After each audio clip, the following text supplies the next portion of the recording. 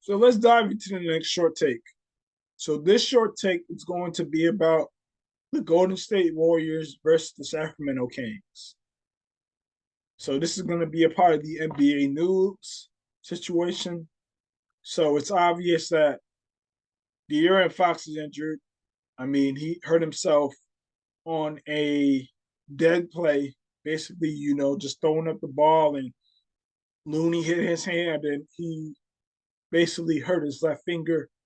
I definitely am aware that, he's going to be playing in game 5, but, let's just hope that he's, going to be playing at his best and he'll be fine. So I just want to get my perspective on the Steph Curry timeout play. So, in my opinion, if this does not go right for the Warriors and they don't end up winning this game and they're down 3-1, this could arguably be worse than the behind the back pass that he threw in the NBA Finals against the 2016 Cavs. Okay. But in this situation, this is supposed to be a more mature version of Steph, a higher basketball IQ version of Steph. Okay. And the fact that he did not have this, within his mind that they lost the challenge and they don't really have any more timeouts during that moment, it probably would have been one of the most moments of his career if Harrison Barnes hits that shot. But hey, they missed. So it does not really get talked about as much, but it was definitely a bad moment. And it definitely would have been worse in Chris Webber's moment because this is on an NBA level. So, and from what I've heard, is Steph Curry, he's mostly aware of those types of situations. And so is Draymond, and so is Steve Kerr. And everybody, they all want to take the blame for it, such as Draymond and Steve Kerr. But really, it's Steph. So, he has to take that on the head. Hopefully, he'll be able to leave that out of his mind and still be able to play well in the next game.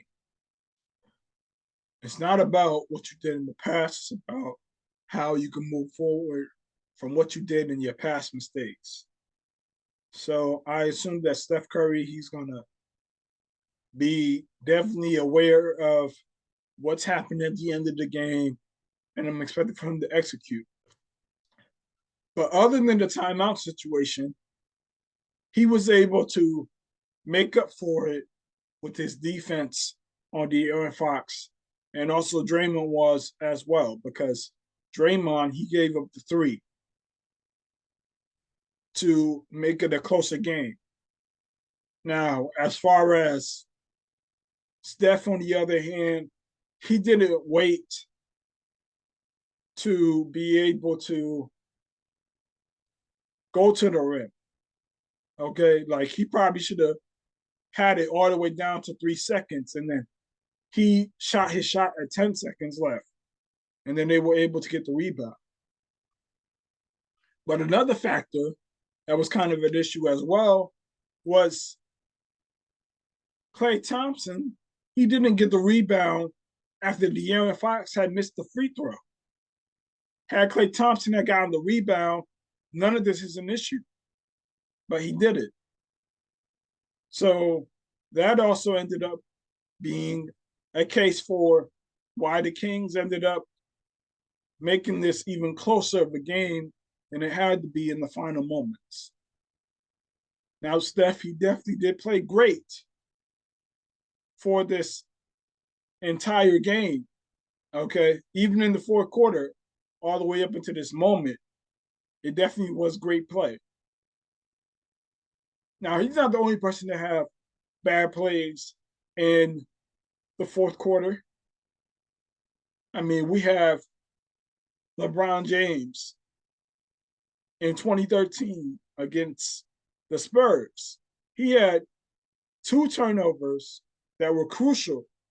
And then he also missed quite a few shots in the final moments of the game. Now, everybody they want to give it to LeBron for being able to score 16 points in that quarter. But within the last, 3 or so minutes, he almost gave up the game. And then Chris Bosh gets the rebound, passes to Ray Allen, and then they won the game.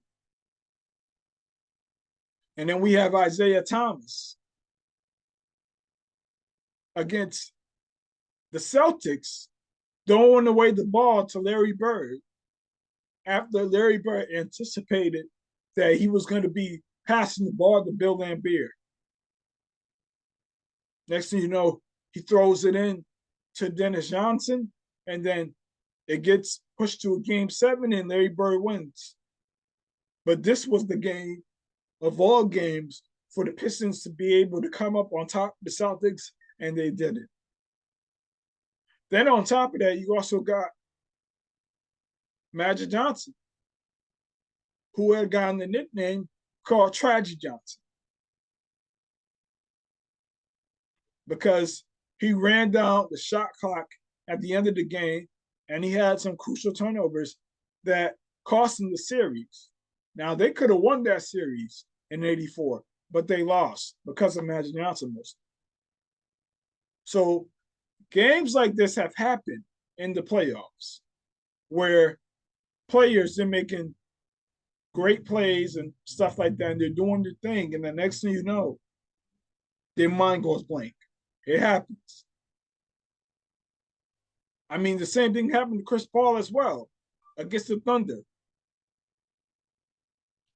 He ended up turning the ball over twice, and then he fouled Russell Westbrook, and then they ended up winning that series in the OKC Thunder.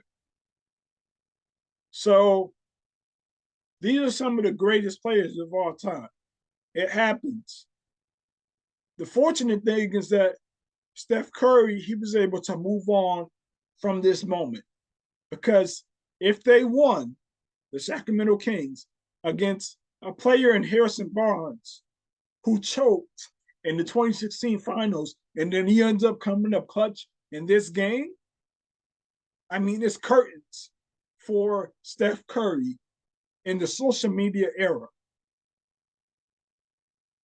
It's just facts. So that's my perspective on that situation. I also want to touch on Draymond Green getting another technical. I mean, Draymond, he's about 2 technicals from being suspended again. Now, I don't think that he's going to be suspended in this series, okay? But it could be a lot of potential for him to be suspended in the next series, okay? I understand that you and De'Aaron Fox are going back at it. But like I said, Draymond Green, he likes to put his foot in his mouth, and he likes to respond even when he doesn't have to.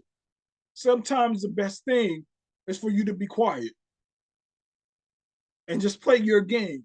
But hey, he doesn't have that within him to be able to think right mentally within those moments. So obviously, it's not going to cost him for this series, because he's acutely aware. But for the next series against the Lakers, it's very possible Draymond could miss another game and cost the Warriors again, potentially. I think that Draymond should continue to come off the bench. Even though that he did play great, he still played great. Okay? But as far as his decision making, I just don't think that it's been up to par. And when it comes to next series, he's needed. Okay? And you can almost expect for a flagrant foul to happen for next series. So this is my frustration with Draymond again. Just no self-awareness. So that's my perspective on the timeout, Draymond Green, and De'Aaron Fox.